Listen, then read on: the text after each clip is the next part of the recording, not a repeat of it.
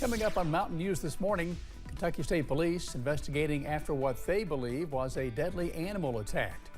And more than 20 states, including the Commonwealth, continue fighting against changes to Title IX. Dedicated to Eastern and Southern Kentucky, this is WYMT Mountain News This Morning. And we're glad you're here. 5:31 Wednesday, Jim Freeman in, and let's check in now with meteorologist Tim Drawbridge for a look at your forecast this morning. Tim? Good morning, Jim. Good morning, everyone. Got some fog developing across, we'll say, portions of the Commonwealth right now. In fact, let's look at the visibility reports. Ashland, the official report, 10 miles up your way. You can see with some of the colors. Needless to say, we're getting reports less than that, like Williamsburg is checking in again with $1.25, and it's been fluctuating between 1 and 3 miles here over the last hour. Temperatures, for the most part, are in the 50s. We have dropped back now to 49 at Irvin. All right, the satellite radar composite showing some clouds coming in from the west and southwest. Will average out to being basically sunny to partly cloudy, but we're just going to phrase it as lots of sunshine today. And we got this boundary to our north. I know, the way the last couple of weeks have gone, you think it's sweeping through. We're going to keep this great feel to the air. Not so, my friends. Check it out today. Lots of sunshine, a high in Hazard up to 82. Oh, we're cranking the heat and humidity just in time for Father's Day weekend. Not talking about the barbecue either. First Alert 7-day forecast coming up in a few moments. Jim? Very good, Tim. Thank you. 911 calls detail the moments after 4 teenagers took off from a group home in Barberville and reportedly stole 2 school buses from a Knox County garage. Police say the teens even took one of the buses for a joyride to Lexington and then crashed it. WYMT's Phil Pendleton spoke to people concerned about the crime and has the 911 calls from other recent runaway reports. You know which way he went. We were having issues with another youth at that time. Police got calls of runaways from the Appalachian Children's Home early Monday morning, and later that day, police received a call from someone who saw a damaged school bus. But I just passed Central Elementary, and there's a bus sitting like in the parking lot, and it looks like it's been wrecked. But the gate of the bus garage has been drove through. That was the first bus police say the 4 teens tried to steal. Knox County school leaders say they hot-wired it. Then another bus they were able to drive to and crash in Lexington. To get into the bus, to get the bus started, and even to bypass our sensor that our bus drivers normally have to do before and after drive. Police say they've received numerous calls in recent weeks of kids leaving the home. How long should it be gone for? Not even 5 minutes.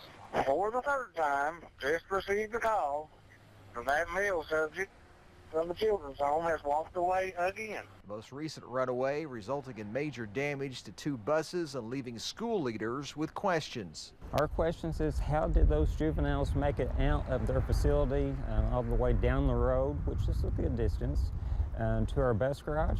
How did they know which bus to get in and how to wire it or jam it to get it turned on? Yes, it is troubling. I mean, for the area, local area as well, you know, that these individuals could walk away. The Knox County Sheriff says the kids will be facing serious theft, wanton endangerment, and criminal mischief charges. In Knox County, Phil Pendleton, WYMT Mountain News. Thanks, Phil. Police say the teens, ages 13 to 15, will be placed in another juvenile detention facility. School leaders are optimistic the buses will be repaired before the start of the new school year.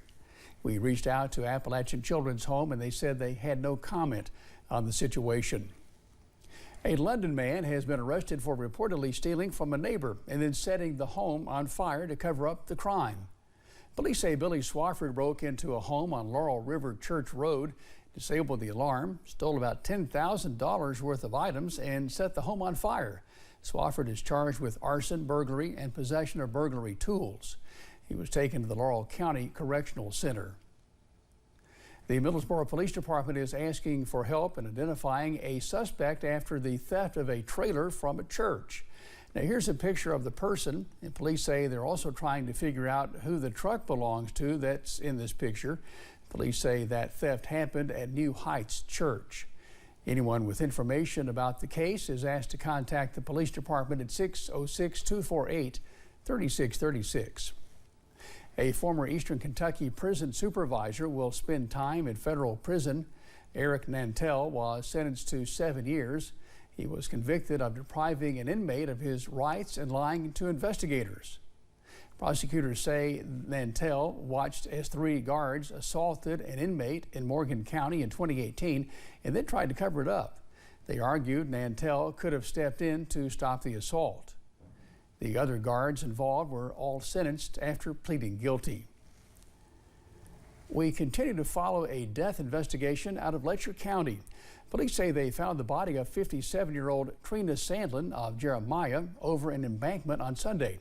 WYMT's Chandler Wilcox tells us what police know about her death. Police say the 911 call came in during the weekend. So we received a call shortly after midnight on June the 9th, which would have been Sunday morning. We received a call that a female had been located deceased. Trina Sandlin had reportedly been walking to a neighbor's home. Police say Sandlin was found over an embankment on Doty Creek with injuries similar to an animal attack. The process is trying to answer as many questions as we can from the initial investigation to find out if we can identify what type of animal it is, and we hope to do so. That at least points us in the right direction. Gayhart says animal attacks are not common. It's very rare when we have these types of events, but they do occur.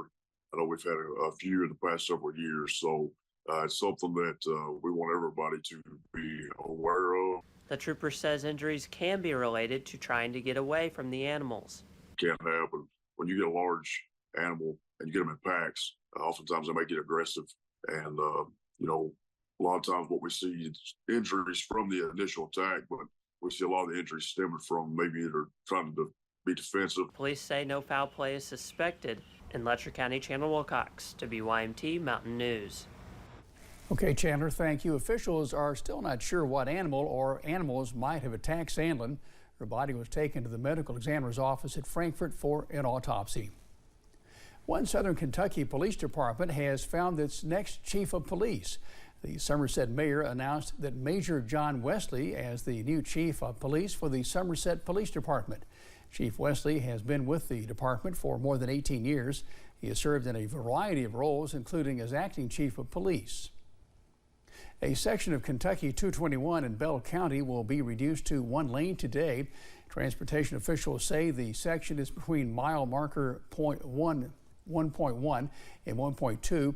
It will be reduced to 1 lane today from 7 a.m. to 5 p.m. due to a cross drain replacement.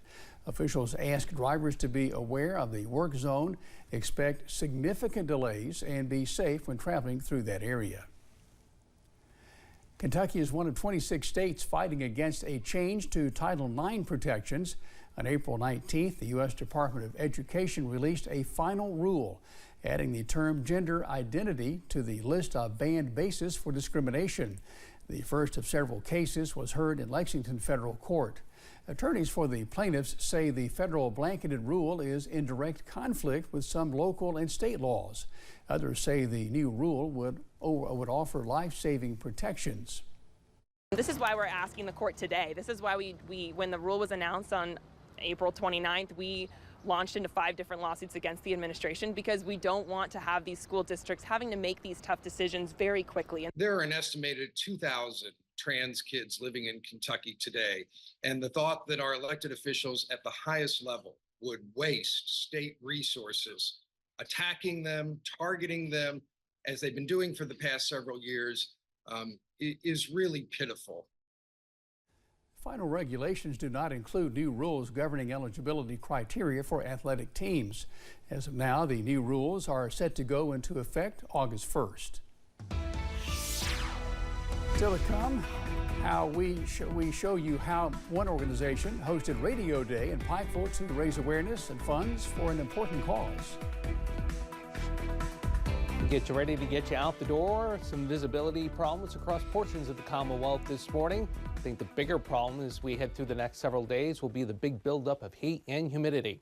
The details with your First Alert 7-day forecast as your WYMT Mountain Morning News continues.